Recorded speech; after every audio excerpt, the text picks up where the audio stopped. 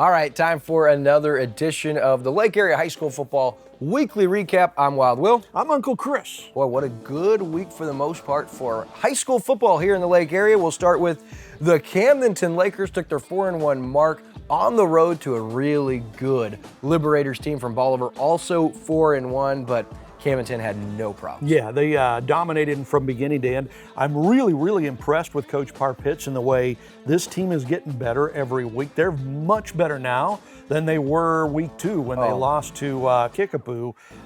This team has a chance to do some big things this year. They didn't just beat Bolivar. They beat them by 19. The final was 34-15. Darden's numbers continue to impress. Over their 4-game winning streak real quick, he's got 1,430 yards, 19 passing touchdowns, he just 1 interception, and 4 rushing touchdowns. 23 touchdowns, 1 turnover over the last 4 games, averaging 350 yards plus a game. Yep. And you see those weapons he has around him. Braden Shepard, Kyle Edson, Carson Durnan, Owen Borby, and Brady Ford. Take your pick who you want to try to defend, because Camdenton is stacked. They got Hillcrest this week, who are 0-5, 0-6. Yeah, 0-6. And then they're going to be at the 6-0 Lebanon Yellow Jackets week 8. That'll be the game across the state of Missouri. Camden should be 6-1. I would imagine Lebanon will be 7-0. That one should be a barn burner. And our other big local team, of course, the Osage Indians, came in 1-4, and they were playing host to one of the best teams we always love, Hallsville with Justin Conyers, 4-1, and we were like, going to be a tough night potentially. It was a tough night for Hallsville. Yeah, Osage dominated them. They win 23-0. We saw that game on Lake TV. You and Mike Bissell do an amazing job calling those games. And I think, too, that was a big week for Osage. I think they found their identity. Coach Shannon Jolly was telling you on the post-game interview, we found our identity tonight, which might be trouble for the rest of the league the rest of the way. And look, this is what we said is probably going to happen. I did not think they were going to manhandle Hallsville, who came in averaging about 500 yards of offense a game, 50 points per game. Listen, they held them to 135 total yards of offense. Shut them down, picked off their quarterback twice, who was very rarely intercepted, one of the top in the state, plus defensively was the most impressive.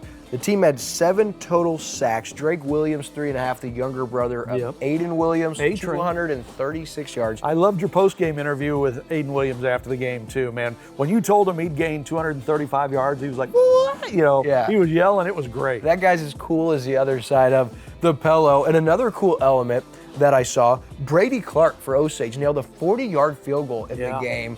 Impressive, and that's a huge addition to what your team can do. When you have a field goal kicker that can hit from 30-plus yards, that kind of changes things down the stretch. As for Osage, we told you they're going to be at Boonville this week. Boonville 1-5 and struggling a little bit, so don't look now, but Osage an opportunity to go to 3-4, and you know they're fighting for that 4 seed. If they could catch Warrensburg in that district and get that 4 seed, they would actually host Fulton in the first round, and so that would be big for Osage potentially, but we'll have to keep you posted there. Of course, as we look around the rest of the lake area, Eldon, man, they got in another shootout. Lost their 4th in a row, but they've dropped 49 points. The problem is their defense yielded 75 points to Southern Boone. Yeah, it's kind of like the same old story for Eldon again this year. They start out winning a couple of games early, and then they struggle. This year they've been in a lot of close games, but they've been losing all these close games, which is just kind of heartbreaking for the Mustangs. Yeah, lost 4 in a row. Tough to,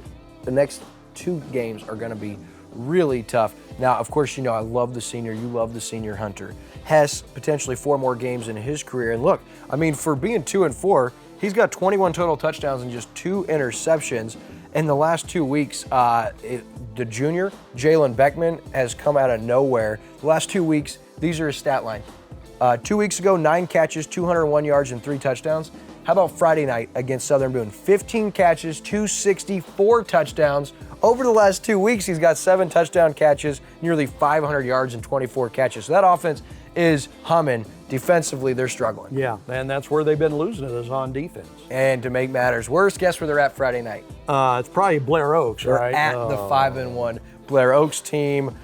So Eldon 2-4. They got their work cut out for them. Also, California started 2-0, lost consecutive games, and now they've won 2 in a row. They beat Boonville 35-21 on Friday night. Good for the Pintos at 4-2. They're going to play Roosevelt Carnahan out of St. Louis, who are 3-3 this Friday night. So good luck to the Pintos. And of course, for us, Versailles. You talk about a lot of close games. Yeah. Chris, of course, last week against Colcamp, they pulled out a thrilling 24-18 win.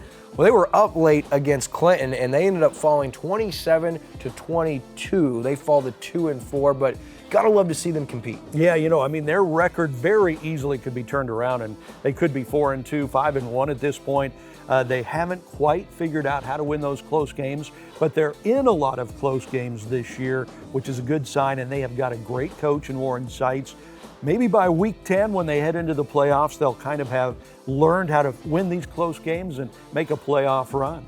Yeah, and one thing I want to mention, that game against Colcamp 2 weeks ago, the winning touchdown was by Tyrus Ollison. Oh, I love that guy. Who's the starting tailback, and Fletcher Bias is going to be the quarterback for the Tigers. So we'll look forward to that game Friday as they play host to the winless Lone Jack team. Versailles at 2-4, an opportunity to get that third win of the season. And then who knows, the next week after that, they're going to have Buffalo and Sherwood, both in Versailles. So the Tigers in their last 3 at home against teams they should be able to beat. They could finish the regular season at 5-4, headed into the district playoffs. Yep.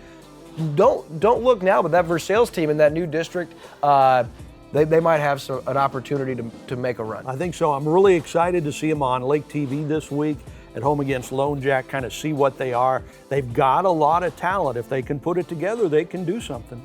All right, so as we wrap up our weekly edition of the Lake Area High School Football Recap Show, good luck to our local teams, and a big shout out to the District of Osage from last week. It was their homecoming game. They rolled out the red carpet, really helped us out for our homecoming coordination ceremony we included in the halftime show. That was great. Of course, made possible by Serdike Yamaha. So as we wrap up, we look forward to seeing you guys next week. Don't miss all the exciting games Friday night, and go Lake Area football teams.